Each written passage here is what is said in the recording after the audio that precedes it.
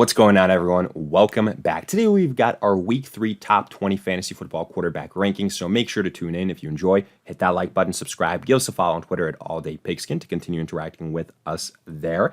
Let us hear in the comment section. Do you agree, disagree, along with any other questions you guys might have? We will do our best to answer them all. But in the meantime, let's get right into it. Today's video is brought to you by PROPSHOP. PROPSHOP is the sports app that puts you at the center of the action by making your betting experience simpler, more social, and more fun. Simply put, it's the all-in-one place for player props, live bet tracking, picks, and even offers a free-to-play option. Experience a simple and interactive interface that offers a Tinder-like swiping experience for making player bets. It's as simple as swiping right if you want the over on a prop, swiping left if you want the under, or swiping up if you want to see another option. Creating your bet slip is incredibly simple. All you do is swipe right if you want the over on a prop, like we do for several quarterback matchups this week. Swipe up if you want to see something else, or just swipe left if you want the under. Also, you can play for free with coins or for real money.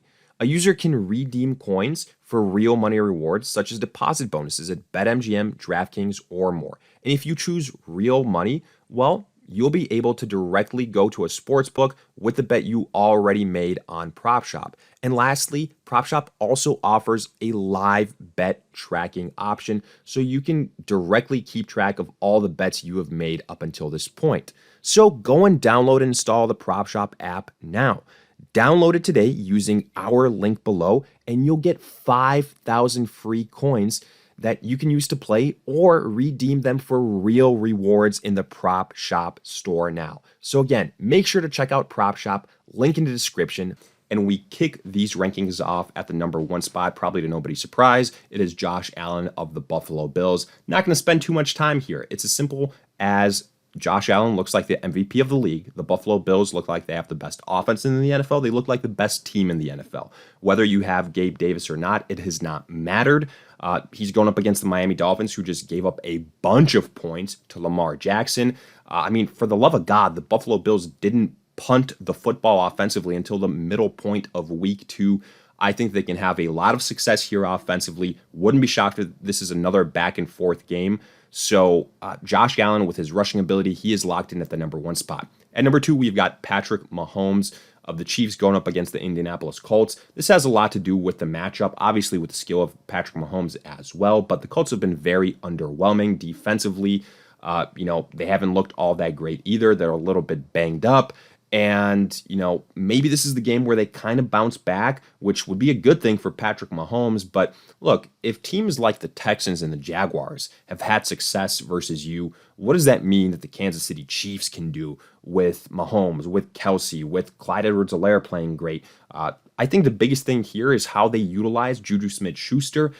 If they get him more involved, I think that's going to mean better things for Mahomes. But either way, I love his passing upside. I think easily over 300 yards. Hopefully it's a somewhat competitive game so that Mahomes, has that reason to continue slinging the football. That's the main concern here, but otherwise he's locked as a top 5 guy.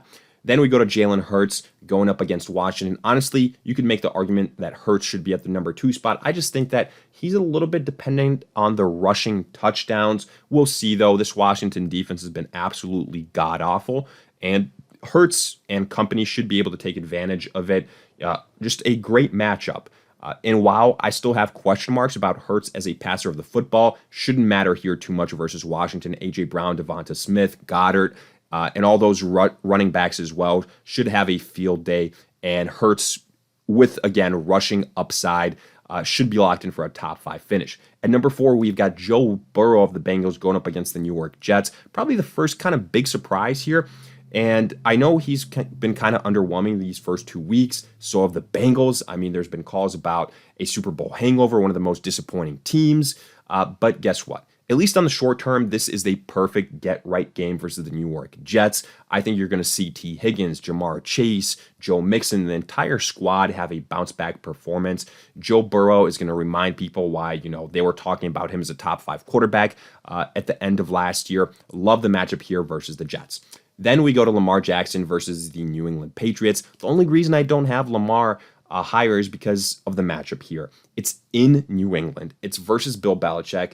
And while I don't think the Patriots are in the same class as the Baltimore Ravens, Bill Belichick still does a very good job of limiting your top offense's weapon, and that's definitely Lamar Jackson. So I do think he will be contained, he will be limited, but you can only do that for so long. And again, with his rushing upside, even with J.K. Dobbins returning, I think that Lamar Jackson will get his and belongs in the top 5 consideration.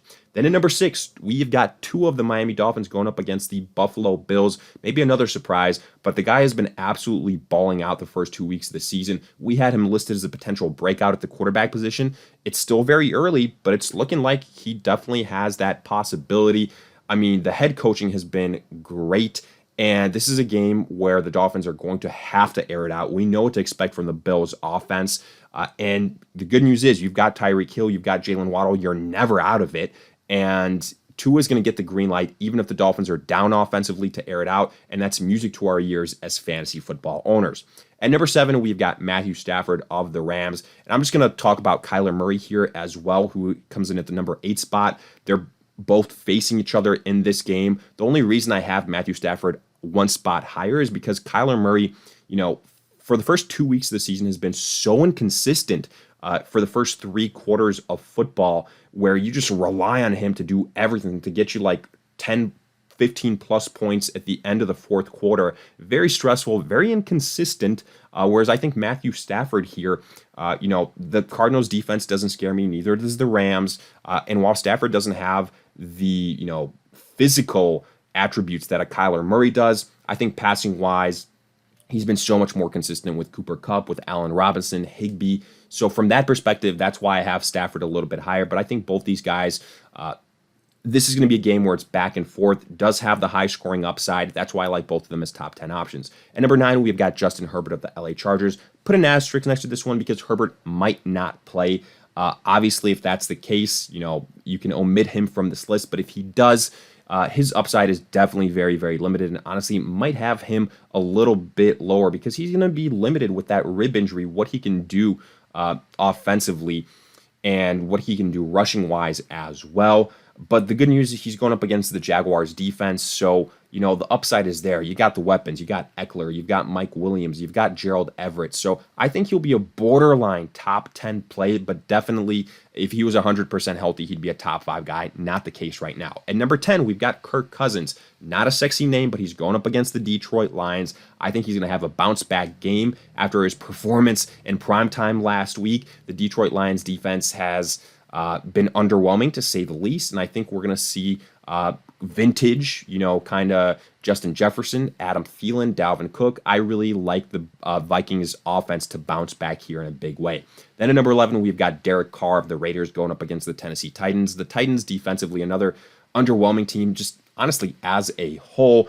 And the thing here is Derek Carr will be without Hunter Renfrow. I don't think it should matter too much. He's still got Devontae Adams, Darren Waller. The main thing for me here is, can the Raiders kind of break that threshold of like 20-something odd points? I need them to be able to put up 30 points like I know they're capable of. I need Derek Carr to put up over 300 yards passing so, he can show us he belongs as a top 10 quarterback. I think this could be a good place to start. But again, without Hunter and Renfrow, I'm going to limit the upside here a little bit. I think he'll be a borderline top 10 play. Then at number 12, we've got Russell Wilson. A lot of people are disappointed with his start to the season and probably with the head coaching decisions as well. Tough matchup versus the 49ers, but on upside alone, Russell Wilson could be a top 5 guy. He's got all the weapons in the world. He knows the 49ers defense very well. Obviously, they know him well too, but I think that that's to some extent going to help Russell Wilson. I think we're going to see, after all the talks about, how disappointed people have been with the head coaching decisions, that maybe coaches will unleash Russell Wilson here, and I've got him as a top 12 play. At number 13, we've got Carson Wentz going up against the Eagles. I think Carson Wentz has a similar problem to Kyler Murray, that Washington has kind of been in situations where they fall behind early and then have to make that up late in the game. But from some extent, that's good for Carson Wentz because then he just goes out and slings it without any care in the world, which Typically, that's what he's always done. Good thing for Washington here is offensively, they've discovered something with Curtis Samuel, with Dotson, with Terry McLaurin. Their defense is so bad that they're going to have to air it out. And again, even though he's probably not a great real-life quarterback, that doesn't always matter. That can translate to actually fantasy success, and I think that's what we're seeing here with Carson Wentz. Then we go to Jared Goff, the Detroit Lions, going up against the Vikings. I've got him at the number 14 spot. He's kind of been a pleasant surprise to kick off the season, and I think he can have success versus the Vikings here as well. The offense for the Lions is loaded. I mean, if you had like a Josh Allen or a Patrick Mahomes on this offense, they would be an elite team. Jared Goff, it's a matter of doing it consistently, but I think he has the potential to get you around 20 points.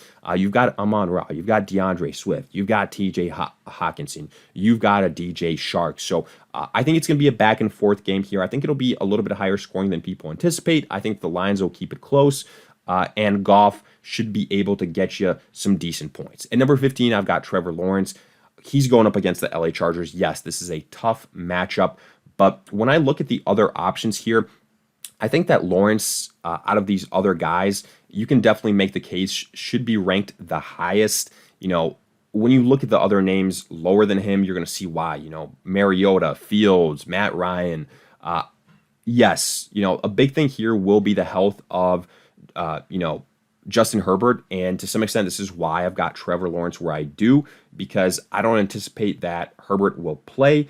And that's going to affect this entire Chargers team, or if he does, he's going to be limited, which again is going to affect the Chargers team. I think Lawrence can have some success here, but again, I think it's going to be more so a mid to low end quarterback too, just because this Chargers team is good defensively.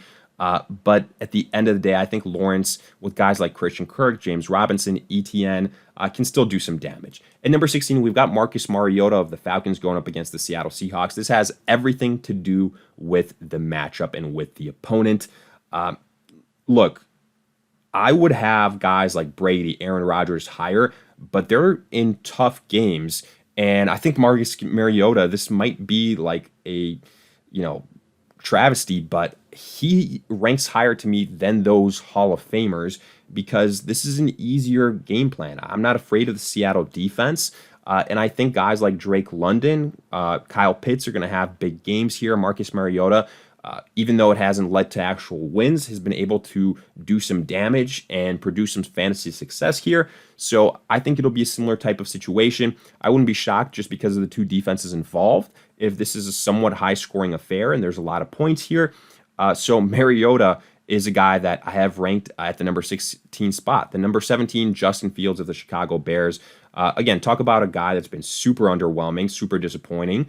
That's Justin Fields for you, but he's going up against the Houston Texans. He's never been a guy that we've been very high on just because we don't believe in the Chicago Bears offensively. They've got question marks, but if there's any team that they can have success against, it's the Houston Texans in Chicago. I think Fields can have success with his legs. I think, Darnell Mooney, we finally see him kind of kick off his season, maybe even Cole Kmet. We'll see.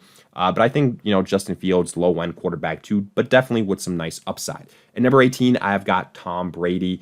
And I'll talk about Brady and Rodgers here, one right after the other. I've got Brady at 18, Rodgers at 19. Rodgers is lower on my list because he's going up against a much better defense. Brady, he's very low here because the Bucs are absolutely banged up offensively. Mike Evans is suspended for this game. We don't know the status of Julio Jones.